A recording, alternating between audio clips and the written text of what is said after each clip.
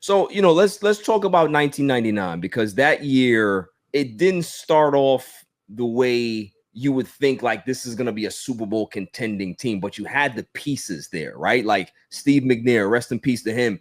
When did you think, or when you looked at the team, when was that like the button switch for you to say, all right, this is a team that can be able to go all the way if, we stay healthy, if things break right for us, that we have a chance to really like do something extremely special? I've never been asked that, and that is a great question. And because we had been 8-8, 7-9, Yeah, middle of the road yeah, the whole time. But the final piece, not knowing where he was at the time, because it was crazy, we got the final piece to the puzzle on our defense. And that took us to a whole nother level. And that was the freak, Javon Curse. yeah, And yeah. and at first he was kind of not used to playing in the 3-point stance. So he was getting, bulldozed in the preseason. We was like each game though, he was getting better and better, especially when they would double down blocking him with a tight end, and he figured it out. And then that first game against the Bengals, he came out of nowhere. And we're like, uh-oh, he didn't figure it out. So as the season went on, our defense, because our offense had, McNair and Eddie George and crew and Wycheck and Yeah. so we knew as our defense grew that man, we could be dominant.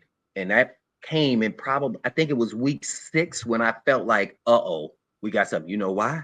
Because the team we ended up facing in the Super Bowl, we beat the greatest show on turf. And The at that greatest show time, on turf, right? we played them at home on grass and we beat them. And so once that happened, then we knew we were legit. And we didn't know where we were gonna go, but boy, we was legit. And we weren't gonna lose at home, and we split on the road. We ended up, going 13-3. And Yeah. that started the momentum of the Titans right there that season. That we're gonna be one to reckon with. Yeah, absolutely. Because everybody likes to talk about the Music City Miracle, right? Like it's Uh-huh.